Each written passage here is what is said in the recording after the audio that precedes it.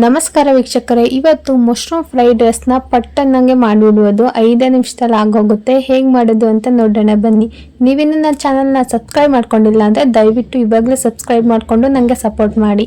ಮೊದಲಿಗೆ ವೀಕ್ಷಕರೇ, ನಾನು ಒಂದು ಗ್ರೀನ್ ಮಸಾಲಾನ ರುಬ್ಕೋತಾ ಇದ್ದೀನಿ. ರುಬ್ಬೋದಕ್ಕೆ 1 ಇಡಿ ಪುದೀನ ಹಾಕೋತಾ ಇದ್ದೀನಿ, 1 ಇಡಿ ಕೊತ್ತಂಬರಿ ಸೊಪ್ಪು, 8 ಇಳುಕು ಬೆಳ್ಳುಳ್ಳಿ ಸುಲಿದು ಹಾಕೋತಾ ಇದ್ದೀನಿ.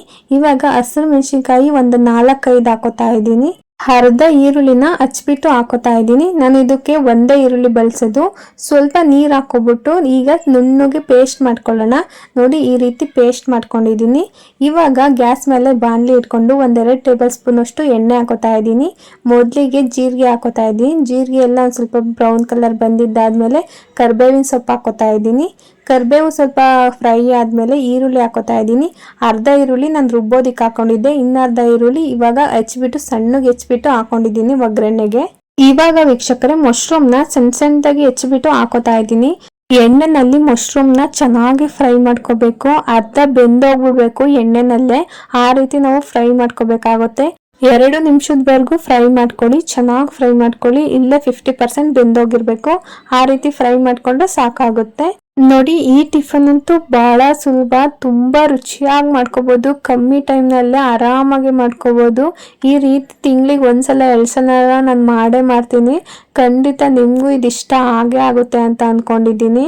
ಇವಾಗ ನೋಡಿ ವೀಕ್ಷಕರೇ, ಮಶ್ರೂಮು ಎಲ್ಲ ಫ್ರೈ ಆಗಿದೆ. ನಾವು ರುಬ್ಬಿಟ್ಕೊಂಡಿದ್ವಲ್ಲ ಗ್ರೀನ್ ಮಸಾಲ, ಇವಾಗ ಆ್ಯಡ್ ಮಾಡ್ಕೋತಾ ಇದ್ದೀನಿ. ಚೆನ್ನಾಗಿ ಫ್ರೈ ಮಾಡ್ಕೊಳ್ಳಿ ಎಣ್ಣೆನಲ್ಲಿ. ಇವಾಗ ಸೈಡಲ್ಲೆಲ್ಲ ಹಸಿ ವಾಸನೆ ಹೋಗ್ಬಿಟ್ಟು ಸೈಡಲ್ಲೆಲ್ಲ ಎಣ್ಣೆ ಬರಬೇಕು. ಆ ರೀತಿ ನಾವು ಫ್ರೈ ಮಾಡ್ಕೋಬೇಕಾಗುತ್ತೆ.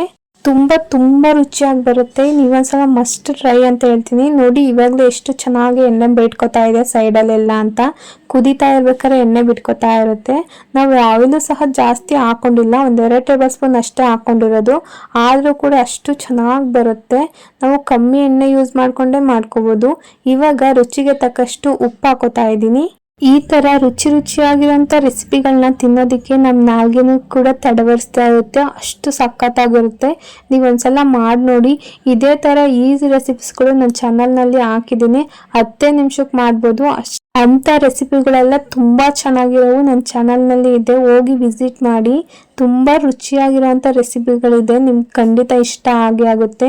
ಇವಾಗ ಲಾಸ್ಟಿಗೆ ಸ್ವಲ್ಪ ಬಿರಿಯಾನಿ ಪೌಡರು ಇಲ್ಲ ಚಿಕನ್ ಮಸಾಲ ಹಾಕಿದ್ರೆ ಸಖತ್ತಾಗಿರುತ್ತೆ ಮಾತ್ರ. ನಾನು ಚಿಕನ್ ಮಸಾಲ ಹಾಕೊಂಡು ಫ್ರೈ ಮಾಡ್ಕೊತಾ ಇದ್ದೀನಿ. ಇವಾಗ ನೋಡಿ ವೀಕ್ಷಕರೇ, ಈ ರೀತಿ ಗೊಜ್ಜು ಟೈಪ್ ಆದಮೇಲೆ ಎಷ್ಟು ಚೆನ್ನಾಗಿ ಗೊಜ್ಜಾಗಿದೆ ನೋಡಿ. ಸ್ವಲ್ಪ 1-2 ಟೇಬಲ್ ಸ್ಪೂನ್ ಆಯಿಲ್ ಹಾಕಿರುತ್ತೆ, ಅದೇ ಮೇಲ್ಮೇಲೆ ಎದ್ದೆದ್ದು ಕಾಣ್ತಾ ಇದೆ.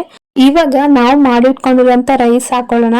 ನೋಡಿ, ನಾನು ಹಾಕೊಂಡಿರೋ ರೈಸ್ ಸೊಸೈಟಿ ಅಕ್ಕಿಯನ್ನ ಎಷ್ಟು ಚೆನ್ನಾಗಿ ಉದ್ರುದ್ರಾಗಿ ಆಗಿದೆ ಅಂತ. ಅದು ಕುಕ್ಕರಲ್ಲಿ ಮಾಡಿರೋದು ನಾನು. ನೀವೇ ನೋಡಿ ಎಷ್ಟು ಉಡಿಯಾಗಿ ಚೆನ್ನಾಗಾಗಿದೆ ಅನ್ನ ಅಂತ.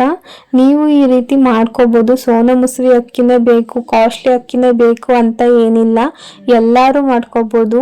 ಇಷ್ಟೇ ವೀಕ್ಷಕರೇ, ಈ ರೀತಿ ಚೆನ್ನಾಗಿ ಮಿಕ್ಸ್ ಮಾಡಿಬಿಟ್ಟು ಪ್ಲೇಟ್ಗೆ ಹಾಕ್ಬಿಟ್ರೆ ಮುಗ್ದೋಯ್ತು, ತಿಂಡಿ ರೆಡಿನೇ ಆಗುತ್ತೆ. 10 ನಿಮಿಷನೇ ಸಾಕು ಈ ಟಿಫನ್ ಮಾಡೋದಕ್ಕೆ. ಈ ರೆಸಿಪಿ ಇಷ್ಟ ಆಯ್ತು ಅಂದರೆ ಲೈಕ್ ಮಾಡಿ, ಶೇರ್ ಮಾಡಿ, ನನ್ನ ಚಾನಲ್ನ ಸಬ್ಸ್ಕ್ರೈಬ್ ಮಾಡ್ಕೊಳ್ಳೋದಂತೂ ಮರಿಬೇಡಿ. ಇದೇ ಥರ ಈಸಿ ರೆಸಿಪೀಸ್ ನಿಮಗೆ ಬೇಕು ಅಂತಂದರೆ ನನ್ನ ಚಾನಲ್ನ ಫಾಲೋ ಮಾಡ್ತಾ ಇರಿ. Thank you.